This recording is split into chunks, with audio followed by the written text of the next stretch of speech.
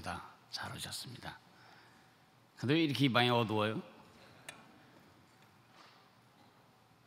여러분 어디 편찮으세요? 얼굴이 굉장히 어두우시네요.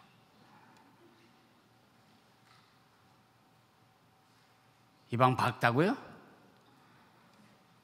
그럼 이렇게 어둡지? 무슨 이 방의 문제가 아니군요. 이거 벗으라고요?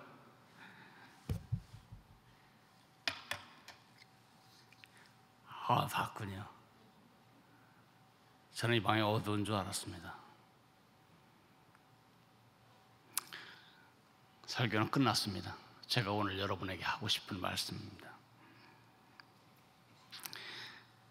똑같은 현실이고 똑같은 상황인데 어떤 렌즈를 눈에 끼고 보느냐에 따라서 인생은 칙칙하다, 인생은 괴롭고 힘들다, 삶은 피곤하고 좌절스럽다, 그렇게 말할 수도 있고, 똑같은 상황인데 어떤 렌즈를 끼고 보느냐에 따라 삶은 풍성하다, 삶은 의미 있고 삶은 가치 있다, 그렇게 말할 수도 있습니다.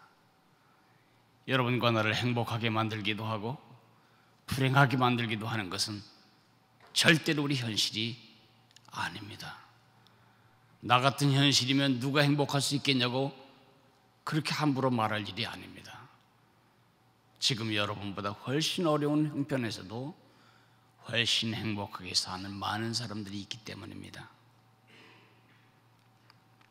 어떤 렌즈를 끼고 보느냐에 따라서 다르게 인식되고, 세상이 다르게 인식될 뿐만 아니라 다르게 해석되고, 다르게 해석되는 것에 따라서 다른 적용이 나타나기 때문에 결국 우리 삶을 새롭게 할 거냐 썩게 말 거냐, 그것은 우리가 끼고 사는 안경의 렌즈에 달려있다고 말할 수 있습니다. 오늘 본문, 우리가 읽을 본문 하박국을 생각하면서 하나님이 하박국 눈에 끼었던 렌즈를 갈아 끼고 있는 장면을 상상하실 수 있으면 좋겠습니다. 우리 하박국서 2장 2절부터 20절까지 끝절까지를 한 절씩 나누어 읽도록 하겠습니다. 하박국서 2장 2절 말씀입니다. 여호와께서 내게 대답하여 이르시되 너는 이 묵시를 기록하여 판에 명백히 새기되 달려가면서도 읽을 수 있게 하라.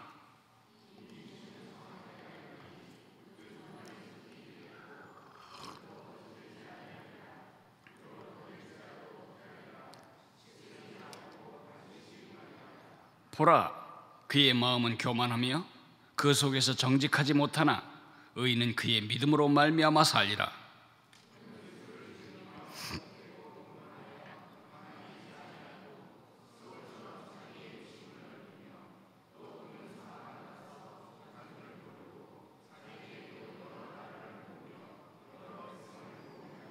그 무리가 다 속담으로 그를 평론하며 조롱하는 시로 그를 풍자하지 않겠느냐. 곧 이르시기를 화 있을진저 자기 소유 아닌 것을 모으는 자여 언제까지 이르겠느냐. 볼모 잡은 것으로 무겁게 짐진 자여.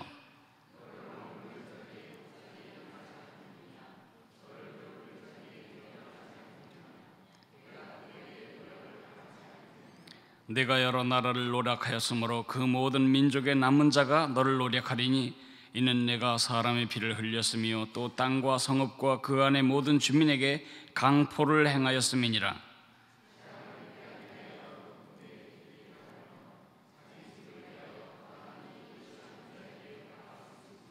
내가 많은 민족을 멸한 것이 네 집에 욕을 부르며 네 영혼에게 죄를 범하게 하는 것이 되었도다. 피로 성읍을 건설하며 불의로 성을 건축하는 자에게 화 있을진저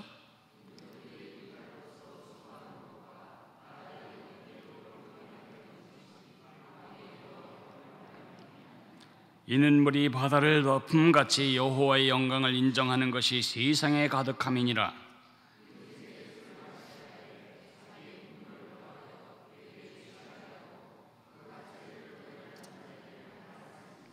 내게 영광이 아니요 수치가 가득한즉 너도 마시고 너의 할례 받지 아니한 것을 드러내라.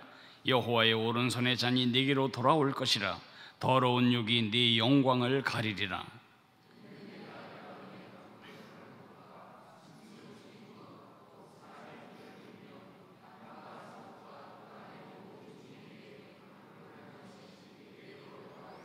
새긴 우상은 그 새겨 만든 자에게 무엇이 유익하겠느냐? 부어 만든 우상은 거짓 스승이라. 만든 자가 이 말하지 못하는 우상을 의지하니 무엇이 유익하겠느냐?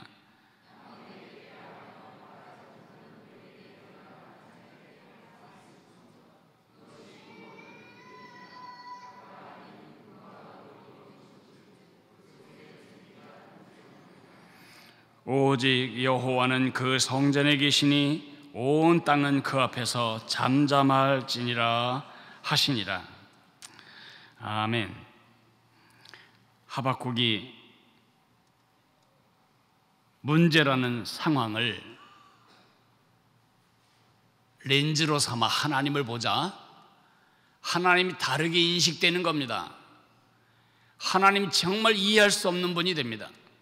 하나님이 정말 왜 저렇게 하시는지 도무지 알 수가 없습니다.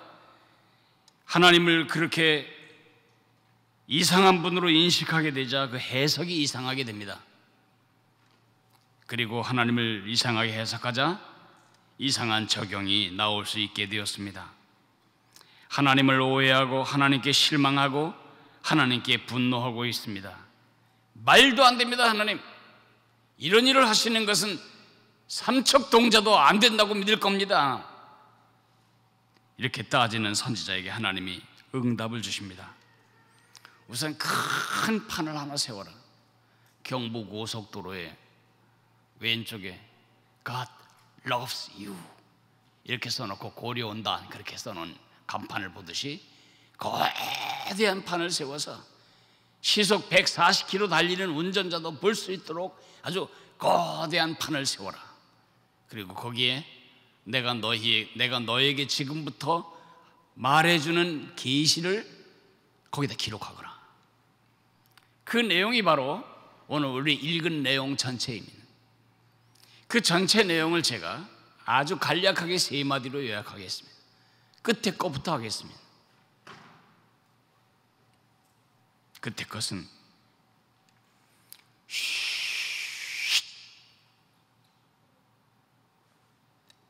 그 한자입니다. 조용히 하시오.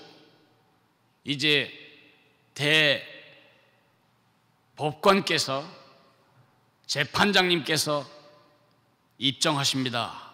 그러면 전부 사람들이 일어나고 쑥덕거리고 은심하고 귀에 대고 소금거리는 거 다 끝나고 조용히 있습니다.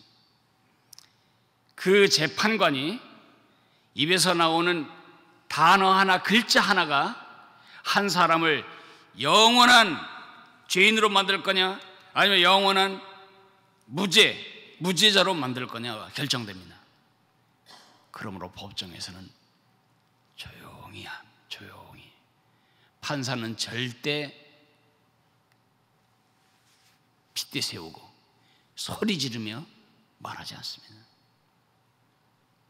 지금 온 우주 만물을 심판하실 심판주 하나님이 그의 성전에서 이제 선고를 하시겠다는 것입니다. 두 번째, 바벨론이 반드시 망한다. 바벨론이 망하다니요. 지금 바벨론은 그저 퍼서 집어넣으면 밥이 되는 것처럼 온 세상을 퍼먹고 있습니다. 지금 이제 유다의 밖으로 아주 가까이 왔습니다. 이제 유다를 먹을 차례입니다. 그리고 이집트까지 갈 것입니다. 전 세계를 다 먹어가는 이 바벨론을 향해서 선지자에게 하나님 말씀하시는 거, 바벨론은 파멸한다. 왜 파멸하냐? 그의 강탈과 교만과 잔인과 부도덕과 우상 숭배를 하나님이 심판하셔서 쓸어버리시기 때문이다. 하나님은 아시리아를 쓸어버리신 하나님, 바벨론을 세우셨다가 그의 목적을 이룬 다음에 쓸어버리시고, 메데 바사 페르시아를 일으켜서 사용하셨다가 쓸어버리시고, 로마 그리스 제국을 일으켰다가 쓸어버리시고, 로마 제국을 일으켰다가 쓸어버리시고, 수탉이 착각하기를 내가 우니까 새벽이 온다. 난 참 굉장한 존재다. 하나님 보실 때 얼마나 그게 가소로운 말이겠어요. 모든 세계의 제왕들이 그랬습니다. 나 아시리아 왕을 누가 감히 내 손에서 건질 자가 있겠느냐.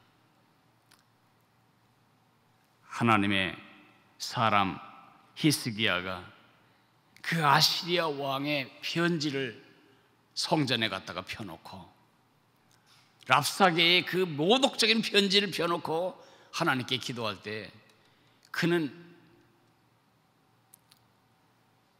침략하려던 손을 거두고 돌아가서 결국 살해당하고 맙니다. 바빌로니아? 지금 바빌로니아가 망할 걸 상상이나 하겠습니까? 미국이 망하는 걸 상상하시겠습니까?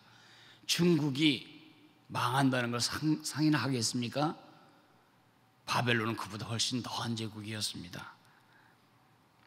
그날 밤, 마지막 날 밤, 메데 파사 연합군이 바벨론의 성벽을 쫙 둘러싸고 침입, 공격을 시도하고 있는데, 바벨론 왕 벨사살은 모든 보초병들을 전부 철수시킵니다. 누가 감히 100피트도 넘는, 30m도 넘는 이 성벽을 감히 겨울 생각이나 하겠냐? 걱정 마시오. 모든 바빌로니아의 큰 지도자들을 다 모아놓고, 귀족들을 모아놓고 그 전장의 현장에서 술파티를 합니다. 내가 얼마나 위대한 왕인지를 과시하기 위해서 이 세상에 가장 위대한 신이 누구냐? 여호와라고 하옵니다. 그 신을, 그 신전에서 가져온 그릇을 가져오거라. 그 하나님 성비된 신전의 그릇으로, 하나님 성전의 그릇으로 술을 따라 술파티를 하며 여호와를 발로 밟은 위대한 자신을 찬양하려 할 때에 벽에 글씨가 나타납니다. 메네 메네 대길 우르바신, 공의의 저울에 달려서 가볍게 기울어졌다. 이제 바벨론의 그러한 죄악들, 오늘 화 있을진저라고 말했던 그들의 강탈과 교만과 잔인과 부도덕과 우상 숭배를 하나님이 심판할 것이었습니다.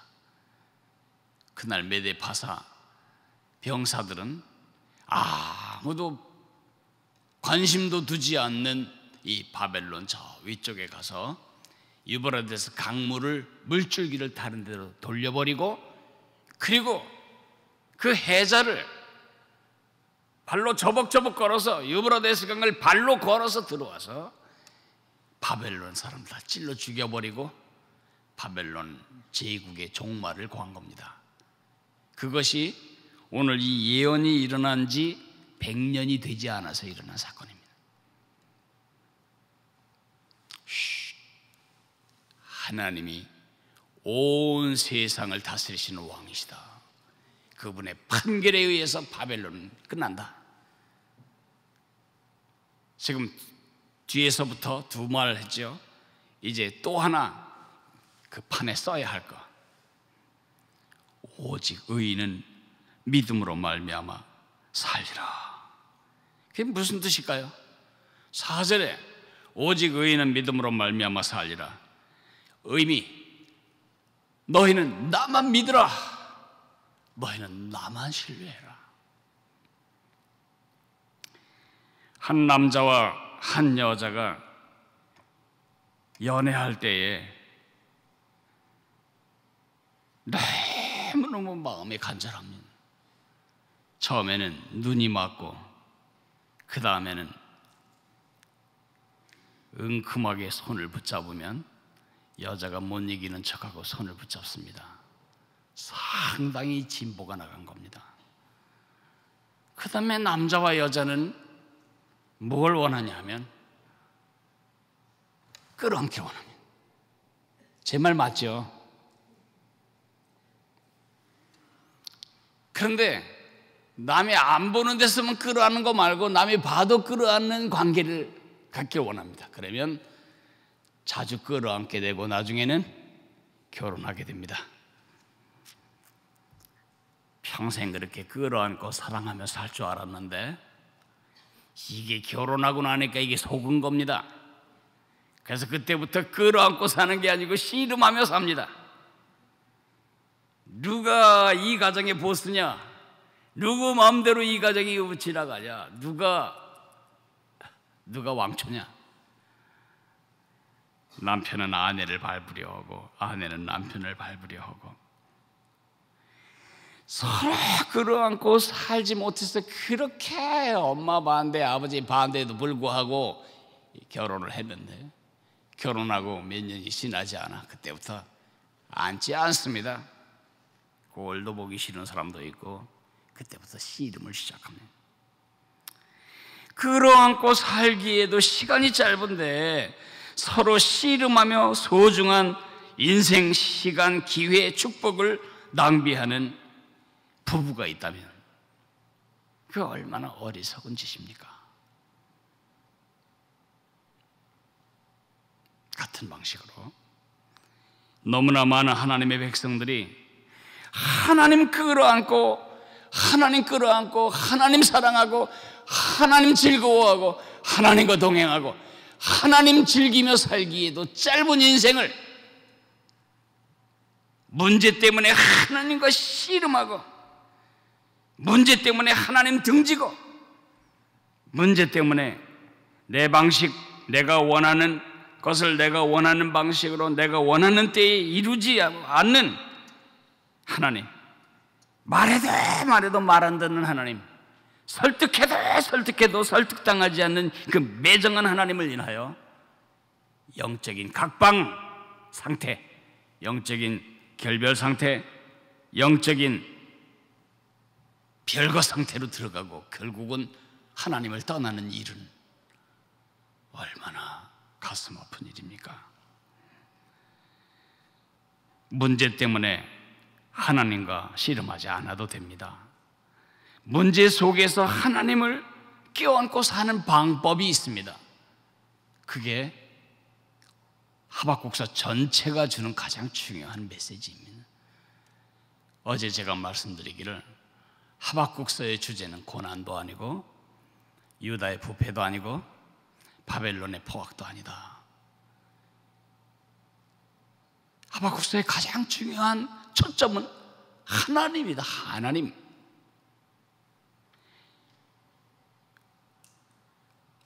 큰 판의 세계를 가장 중요한 메시지, 오직 의인은 믿음으로 말미암아 살리라. 오직이란 말은 바울이 로마서에서 더 붙인 말이고 의인은 믿음으로 말미암아 살리라.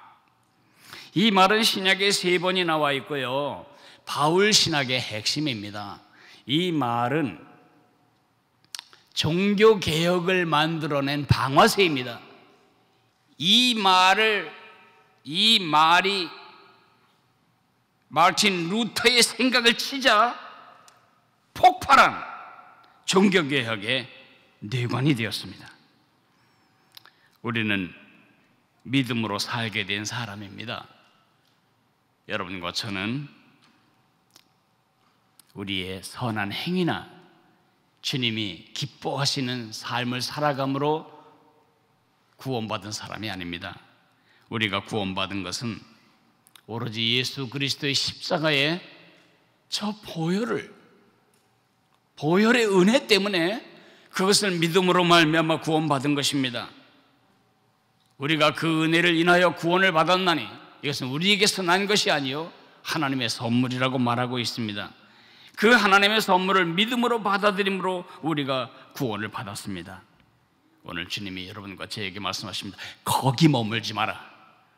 밤낮 거기 머물지 마라. 믿음으로 구원을 얻었으면 믿음으로 살아라. 그것은 너의 과거의 사건이 아니고 매일매일을 사는 너의 삶의 원리가 되어야 한다. 하이델베르크 문답 제1민 문답에서 우리는 이렇게 물었고 이렇게 들었습니다. 살아서나 죽어서나 당신의 유일한 위안은 무엇입니까? 무엇이 컴포트, 당신의 이 외부적인 압력을 이겨낼 내부적인 대응력입니까? 살아서나 죽어서나 우리의 위안은 영혼도 몸도 내가 나의 것이 아니라 나의 주 신실하신 예수 그리스도의 것입니다. 그게 대답이었습니다. 예수님의 것, 예수님의 것이기 때문에 예수님이 나를 위해 놀라운 계획을 가지고 계시고, 예수님이 나와 늘 함께 계시고, 예수님이 나를 보호하시고, 예수님이 나를 공급해 주시고, 예수님이 나를 향한 모든 약속을 지키심으로 그의 목적을 이루시는 예수님의 것입니다. 그런데 그것을 누리지 못하는 이유는 뭘까요? 살아서나 죽어서나 내 영혼과 몸이 신실하신 예수 그리스도의 것입니다. 그것이 위안이 되지 못하는 이유가 뭘까요? 이렇게 물으면 제일 먼저 떠오르는 게 돈이 없어서지, 몸이 아파서지, 자식 때문이지, 우리 어머니 아버지 때문이지, 100세 시대인데 100세를 살 돈이 마련되지 않아서 때문이지. 이렇게 현실적인 문제나 고통을 우리가 대답하기 쉽습니다. 아닙니다. 믿음 때문입니다. 고통이 있어서가 아니고 믿음이 없어서이고, 문제가 많아서가 아니고 믿음이 없어서입니다. 오직 의인은 믿음으로 말미암아 살리라. 그럴 때 믿음이 뭐예요? 주일날 와서 예배드리고 가는 것, 그런 종교 행위를 믿음이라고 성경은 말하지 않습니다. 그거는 믿음의 표현일 뿐입니다. 아주 적은 표현이죠. 1년 365일 우리는 계속해서 숨을 쉬고 살아야 합니다. 믿음으로 산다는 것은 뭘까요? 렌즈를 선택하는 것입니다. 세상이라는 렌즈를 끼고 하나님을 볼 거냐, 하나님이라는 렌즈를 끼고 세상을 볼 거냐, 둘 중에 하나 선택을 해야 합니다. 세상이라는 렌즈를 끼고 하나님을 보는 것을 우리는 믿음이라고 하지 않습니다. 제가 목사, 제가 믿음으로 살기만 합니까? 아닙니다. 얼마나 많은 날, 왜 이렇게 됩니까 하나님? 이건 말도 안 됩니다. 이렇게 되면 안 됩니다. 내가 현실의 렌즈를 끼고 하나님을 바라보면 하나님이 야속하기도 하고, 하나님이 멀리 있는 것 같기도 하고, 하나님이 서먹하기도 하고, 때로는 하나님이 무섭기도 하고, 때로는 하나님이 의붓아버지가 아닌가 이런 생각도 하게 됩니다. 나보다 좋은 현실을 누리는 사람을 보면 하나님이 쟤만 좋아하는 것 같습니다. 여러분도 그러십니까? 렌즈 때문입니다. 제가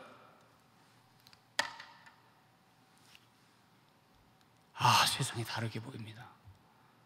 이 방이 너무 어둡습니다. 여러분의 얼굴이 너무 어두워서 제 가슴이 무너질 지경입니다. 성경책은 읽혀지지도 않고. 이 방 때문입니까? 여러분의 얼굴 때문입니까? 제 안경 때문입니다. 지금 제가 안경을 갈아 끼겠습니다. 이렇게 화나고 이렇게 다르게 해석되는데, 현실은 언제나 우리를 불리하게 만듭니다. 중요한 건 우리의 렌즈입니다.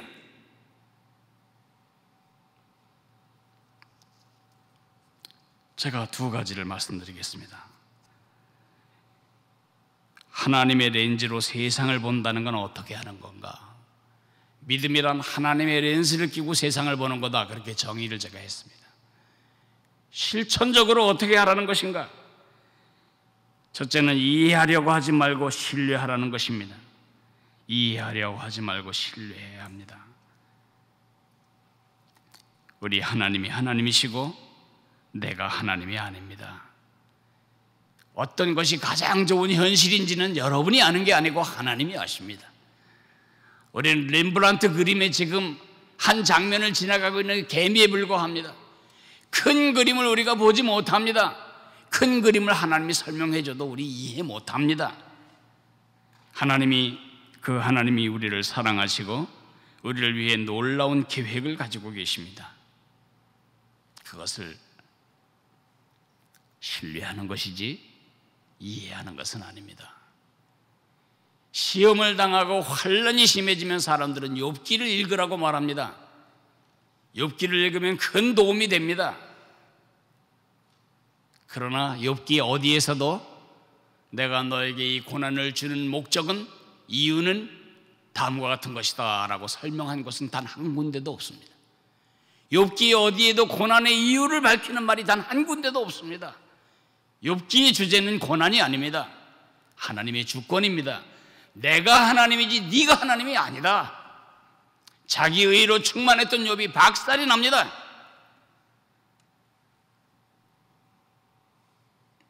네가 온 우주 만물을 만들 때 네가 거기 있었냐? 네가 어떻게 철새들이 시계도 없이 정한 시간에 오고 나침반도 없이 정한 시간에 정한 장소로 가는지 알겠느냐? 네가 어떻게 들짐승들이 산파 하나 없이 산부인과 의사 하나 없이 새끼를 낳고 키우는지 네가 아느냐? 계속해서 질문하십니다. 그럴 때 욥이 하는 말이 아니요 모르겠는데요. 아니요, 전 몰라요. 무슨 결론이 돋아죠? 나는 하나님이 아니다. 내 인생을 컨트롤 나갈 수 있는 힘이 내게는 없다. 난 큰 그림을 보지도 못하고 내가 생각하는 최선이 결코 최선이 아니다. 하나님은 욥에게 설명하지 않습니다. 하나님이 바라시는 것은 욥의 신뢰입니다. 모든 모순과 갈등과 비참에 대해서 하나님은 설명해 주지 않으십니다. 그것 때문에 우린 더 성이 납니다. 왜 하나님이 내게 이런 일을 허용하시는지. 하나님의 기대는 우리가 이해하는 것이 아니라 신뢰하는 것입니다. 설명하신다고 해도 우리가 이해하지 못합니다. 아이가 태어나면 예방접종이란 것을 합니다. 병원에 갑니다. 병원에 가면서부터 아이가 벌써 음산한 느낌을 느낍니다. 병원의 소독약 냄새를 코로 들이마시면서 아이는 울기 시작합니다. 그럴 때 부모님은 그 아가에게, 맑게도 못하는 아가에게 이것을 맞아야 할 5가지 이유 설명하지 않습니다. 갔다가 들이박습니다. 그러면 의사 선생님이 찌릅니다. 그럴 때마다 아이는 얼마나 배신감을 느낄까요? 이 여자가 진짜 얼마가 맞을까? 나를 사랑하는 척하더니 이제 와서 나에게 이 고통을 주는 이 인간을 과연 내가 믿을 수 있는가? 별 생각을 다 할 거예요. 입장 바꿔놓고 생각해 보세요. 우리가 지금 하나님께 하는 거와 뭐가 다른가? 엄마는 아이에게 주사에 대해 설명하지 않습니다. 아이에게 약을 먹이는데 약을 안 먹으면 어떡하죠? 이 양쪽 턱을 찍어 누르고 입을 벌어지게 만든 다음에 집어넣고 코를 막 막으면 애가 죽지 않기 위해서 숨을 쉬다 보니까 확 마시면, 그럴 때마다 아이는 배신감을 느끼지 않겠습니까? 이유라도 좀 설명해 주세요. 왜 쓴 약 먹이는지. 아니요, 설명할 필요 없습니다. 설명해봤자 알아먹지도 못합니다. 왜 우리 엄마는 참 이상해. 저렇게 사탕이 많은데, 엄마 주머니 돈도 많은데 왜 그 사탕 좀 큰 가마 사다 놓고 아침에 10개, 점심에 10개, 저녁에 10개 주면 얼마나 좋아할 텐데, 내가 얼마나 해피할 텐데. 안 돼! 그런 소리만 할까? 저분이 진짜 내 복지를 알기는 알까? 엄마는 설명하지 않습니다. 있어봐. 근데 끝입니다. 말 들어. 말 안 들을 거야? 몇 대 맞고 들을 거야? 엄마가 왜 그리 합니까? 엄마는 알기 때문입니다. 하나님도 마찬가지입니다. 이해하려고 하지 마세요. 하나님 다 이해하려고 한다면, 그리고 그 하나님 다 이해된다면, 미안하지만 여러분이 섬기는 그 하나님은 천지를 지으신 창조자 하나님이 아니고 여러분이 옛날에 섬겼던 귀신, 우상의 다른 화장하고 나타난 하나님의 모습, 화장한 나타난 거짓신입니다. 하나님 말씀하십니다. 이는 내 생각이 너희 생각과 다르며 내 길은 너희 길과 다름이니라. 여호와의 말씀이니라. 이는 하늘이 땅보다 높음같이 내 길은 너희 길보다 높으며 내 생각은 너희의 생각보다 높음이니라. 우리가 해야 할 일은 이겁니다. Let it be, let it be, let it be. 주의 말씀하신 대로 이루어지이다. 주의 뜻이 이루어지이다. 이해한다고 사는 것이 아니고 신뢰해야 사는 것입니다. 두 번째, 안경을 바꿔 쓴다는 말, 하나님의 렌즈로 세상을 본다는 말은 두 번째로 염려하지 말고 기대하라는 것입니다. 고통과 절망과 고난 수도 없이 우리에게 다가옵니다. 고통 없는 세상을 원하십니까? 관 속에 들어가면 이제 그 세상이 펼쳐집니다. 숨쉬고 살아있는 한 바다의 파도처럼 고통과 절망과 고난은 계속됩니다. 마치 이것은 수술과 같습니다. 수술 받아보신 적 있으신가요? 수술하는 것은 아픈 일입니다. 수술하는 건 진짜 아픕니다. 수술은 빨리 낫지도 않습니다. 빨리 이게 회복되지도 않습니다. 뿐만 아니라 상처가 깊이 남습니다. 그렇다고 수술은 나쁜 일입니까? 법을 만들어서 병원에서 칼질을 의사 선생님들이 칼질을 못하게 하자, 이런 법을 만들면 되겠습니까? 수술은 아프고, 그리고 회복이 잘 안 되고, 그리고 흉터가 남을지라도 수술이 나쁜 것은 아닙니다. 궁극적인 치료와 생명을 구원하기 때문입니다. 우리가 아주 오해하고 있는 귀절이 있습니다. 로마서 8장 28절입니다. 우리는 다 그 귀절을 잘 알고 있습니다. 하나님을 사랑하는 자, 곧 그 뜻대로 부르심을 입은 자들에게는 모든 것이 합력하여 선을 이루느니라. 모든 것이 합력하여 선을 이루느니라까지는 다 좋습니다. 문제는 그 선을 누가 규정하느냐에 따라서 아주 다른 결과가 옵니다. 이렇게 생각합니다. 지금 돈이 안 벌리는 것은 다음 달에 3배나 더 많이 벌리게 하기 위한 계획이구나. 지금 자동차 사고가 난 것은 다음 달에 새 차를 주시려고 하는 계획이구나. 모두 나가 생각한 최선이 그 선이라고 생각하는데 착각입니다. 매우 미안하지만 제가 그렇게 오래 기도했는데 하나님은 제 가래를 완전히 걷어가지 않으십니다. 제 호흡이 언제나 불안정하기도 합니다. 제가 생각한 선이 아닙니다.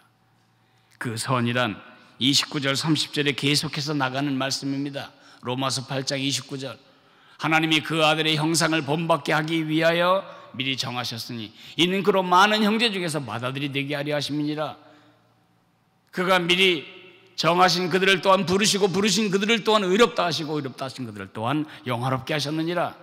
하나님의 원대한 계획은 우리가 이 땅 살면서 조금 더 편안하고 조금 더 부드럽고 조금 더 부유하고, 하나님은 그 일에 별로 관심이 많지 않으십니다.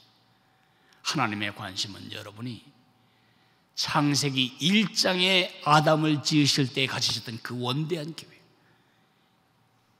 하나님의 형상을 닮은 작은 예수로서 여러분이 살아갈 때 하나님이 보이고, 여러분이 걸어다닐 때 하나님의 능력이 보이고, 여러분이 살아갈 때 하나님의 성품이 느껴지는 하나님의 사람으로 여러분과 나를 빚어가시는 것입니다. 문제를 분석하고 문제에 집중하면 염려가 나를 삼켜버립니다. 하나님을 기대하고 하나님께 집중하면 우리 마음에 기쁨과 평강과 평화가 있습니다. 춘화 현상이라는 말을 아십니까? 개나리는 아프리카에서 절대 피지 않습니다. 사우스 아프리카 교민집에 너무 고국이 그리워서 개나리를 갖다 심었는데 1년 내내 개나리가 안 피는 것입니다. 이유가 뭘까요? 개나리나 진달래나 벚꽃이나 겨울에 탱탱 얼어 터져야 합니다. 그 고통을 통과해야만 그 찬란한 꽃을 피워내는 것입니다. 말씀을 정리하겠습니다. 선택이 중요합니다. 우리는 선택을 만들고 선택은 돌아와서 우리를 만듭니다. 믿음이라고 하는 것은 종교 행위가 아닙니다. 믿음이라고 하는 것은 렌즈를 바꿔 끼는 것을 말합니다. 세상의 렌즈로 하나님을 바라보는 것은 믿음이 아닙니다. 하나님의 렌즈로 상황을 보는 것이 믿음입니다. 그러므로 믿음은 선택입니다. 하나님은 나의 하나님이 하나님이시고 나는 하나님이 아니다. 하나님이 나를 사랑하신다. 하나님이 나를 위한 놀라운 계획을 가지고 계시다. 언제 어디서 무슨 결정을 하든지 그 하나님을 전제하고 그 하나님을 렌즈로 끼고 그 하나님을 기준선으로 살아가는 믿음의 삶을 살아내시기를 주님의 이름으로 축복합니다. 기도하겠습니다. 사랑하시는 아버지 하나님, 믿음으로 산다는 것이 그냥 교회 예배에 출석하거나 아니면 등록카드에 내 이름을 적어서 교회에 적을 두는 것 정도로 생각해 왔다면 믿음은 그렇게 시시한 것이 아닌 것을 오늘 보았습니다. 믿음은 선택이라는 것도 받아들이겠습니다. 상황의 렌즈로 하나님을 보고 그래서 오해하고 잘못 해석함으로 잘못 적용이 되어 왔던, 그래서 하나님을 향해 뾰루통하고 그래서 하나님을 향해 서목하고 그래서 하나님을 향해 원망하고 그래서 하나님을 향해 결별의 마음을 가졌던 우리들의 잘못을 용서해 주시옵소서. 하나님, 하나님의 렌즈로 상황을 봄으로써 하나님이 내 안에서 지금 얼마나 엄청난 일을 이루고 계시는가를 보는 영적인 눈을 가지고 세상을 살아가도록 은혜를 주시기를 간절히 빌고 원합니다. 주 예수 그리스도의 은혜와 우리 아버지 하나님의 사랑과 성령의 교통하심이 하나님의 렌즈로 상황을 볼지언정 상황의 렌즈로 하나님을 봄으로 하나님을 오해하고 하나님과의 교제가 끊어지고 하나님과의 관계가 뒤틀어지는 어리석은 삶을 살지 아니하기를 원하는 우리 모든 가족들 위해, 반대로 하나님의 렌즈로 상황을 봄으로 상황 하나하나가 다 위대한 작품을 만들어 가시는 하나님의 터치라는 사실을 깨닫고 그 하나님과 함께 영광스러운 그림을 완성해 나가기를 원하는 우리 모든 가족들 위해 영원토록 함께 계시기를 간절히 축원하옵나이다. 아멘.